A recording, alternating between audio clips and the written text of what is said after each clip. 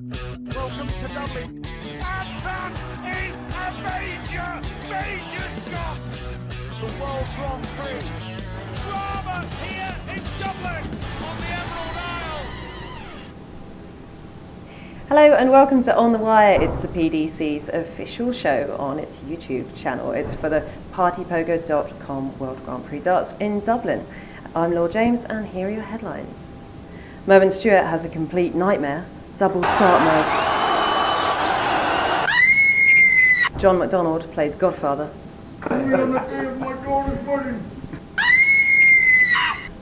And this, which speaks for itself. I'm delighted to say I'm joined by Rod Harrington to summarise what's happened in the rest of round one games following day two of the partypoker.com World Grand Prix. Rod, it's been a great night, hasn't it? It has, yeah. I love this tournament. I used to hate playing in it because the best of three sets, but double in, is nerve-wracking. 1 minute you're up and then all of a sudden you can't hit a double, and the players, I don't think there's one player that actually likes this tournament. Not these first rounds anyway. Well, Terry Jenkins did okay. He had a reasonably straightforward 2-0 win over Kim Huybrechts, but the young Belgian put up a fight, didn't he? He did. Kim Huybrechts has not been playing really well the last year, but Terry Jenkins, an old warhorse, I mean, he really knows how to play this game and he's got plenty of bottle, and I think that got him through this double-in. Snakebite Wright, Peter Wright, the ultimate of comebacks really in this round. Yes, Peter Wright, he's been playing well for the last 18 months, has really done it well. He's done off the board well, given himself to be a better character. And that was a tough round for him because Jamie Coven's been playing well as well. So that was a very good win for Wright. Yeah, he looked so comfortable there. And Dave caught up with him afterwards. Yeah, you're very much a tinker with your darts. You probably change your darts more than you do your haircuts at the moment. Yeah, I do. As I say, I brought, I think, 6 or 7 sets of darts with me, all different, from 19 grams up to 26 grams, and all different shapes and sizes, whatever. You know, just been mucking about with them, just trying to find the right thing. Peter's wife Jo won't be happy with that because I spoke to her before and she said, oh, she's got this lovely new pink hairdo, but Peter didn't like it because it was too boring. And what does he do? Turns up completely in pink. So she won't be impressed by that. Next up, Mervyn King beat Wes Newton 2-1. It's a pretty slow match, wasn't it, to start with? Well, Mervyn King's changed his darts, and I couldn't understand it because King's won a Euro event not long ago, and he said they've been going so well in practice, but of course when you get on that stage it is a tough one, but he ground a result out, and I think that showed the experience in Mervyn King. But Wes Newton, he's got a little bit of problem with his throw that he's going to have to look after. Yeah, Dave caught up with Mervyn afterwards. A different structure of dart, really, something that goes in the board a bit more solid, and in practice they really are going well, and I think it's a little bit soon, not enough practice with them to take them onto the stage. Probably a round of golf with Tiger Harrington. We're here tomorrow as well. Yeah, probably if I'm up early enough.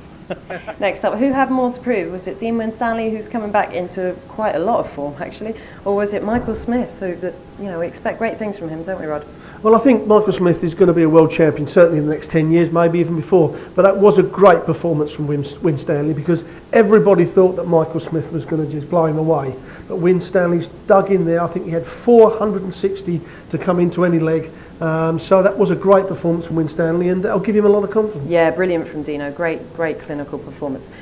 Stephen Bunting next versus Ronnie Baxter. Stephen Bunting 2-0 victory in the end, but it took him 11 darts at one point to get off. Yes, I know. Stephen Bunting, the BDO world champion from Lakeside, and he's come over this year, and he really has made inroads. He's a super player. And Ronnie, he's been around for 30 years, Ronnie, and he looked a little bit jaded tonight, and he just couldn't put up with the scoring power, I think, of Bunting. Yeah, pretty scrappy match. Dave caught up with Stephen afterwards. Really nervous. Preparation was going well, my doubles and everything was going in, and then you get on that stage in front of that crowd and you get a little bit nervous. Double start format is not totally new to you because I understand you play it a bit locally, but I guess it is different once you get up there. Yeah, I mean the pressure there, obviously Ronnie's going to be chasing you straight away.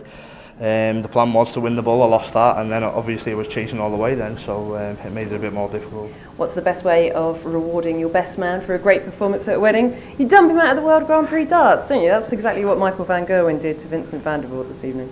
Yeah, thanks very much, Vincent, for that. Yeah, Michael played clinical. I mean, that's why he's the world champion and world number one. And Vincent's been playing really well himself this year. Won a Euro event.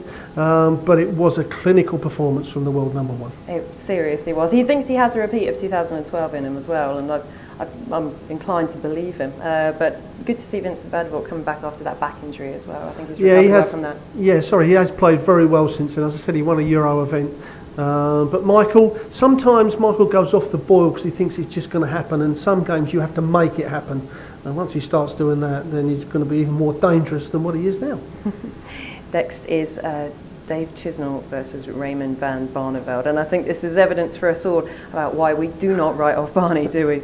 It was a crazy game of darts. I mean, the first set, Chisnall won it so easy, Barney couldn't hit a thing. He was even going bullseye with the third dart. He'd literally given up. But then all of a sudden, Barney just finds a few doubles, finds a check out, and then all of a sudden the big Dutchman wins the game, and he's probably sitting back in his hotel thinking, how did I do that? But Dave Chisnall's going to be wondering how he lost it, because after the first set, perhaps he shouldn't have done. Yeah, absolutely. I mean, he forced it to a third set, and then you thought his comeback was in tatters, but Barney really turned on the quality. It was great to see.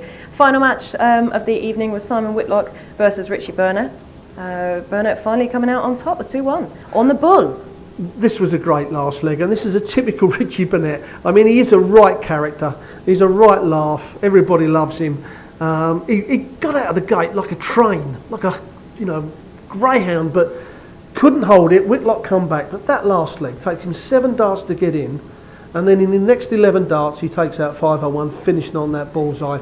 And in the interview with Richie, well, he was still hanging him off the ceiling. I mean, he was really up for it, and I think it may take him a few hours to get to sleep tonight. I hear the rounds are on you because you didn't do so badly with your odds predictions.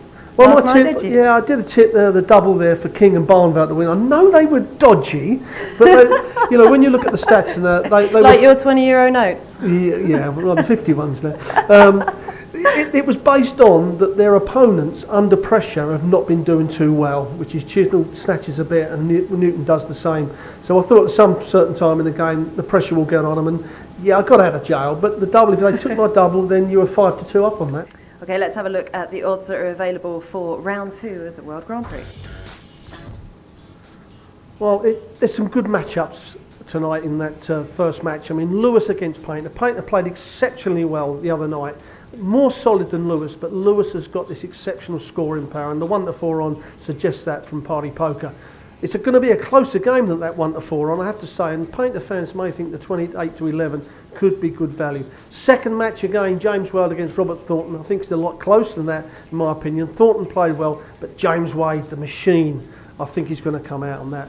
Taylor 1-19, no value there against Gilding. I'm going to go for odds later on that one. And Gary Anderson against Mickey Mansell. Anderson's playing exceptionally well, and the same there. It's very hard to back against Taylor or Anderson in that. Well, I went for a double last night. I'm going to go for a double again tonight, but I'm going on the legs because of the value. Taylor to win 3-0 is 11-4, and Gary Anderson to win 3-0 is 6-5. You have a tenner on that, pays £36.20p, enough to buy me a Guinness and perhaps you a half a Guinness as well, Laure. Good, I get a half one. That's an improvement on last night's nothing, anyway. Meanwhile, John McDonald continued his Twitter takeover phenomenon, this time with Terry Jenkins.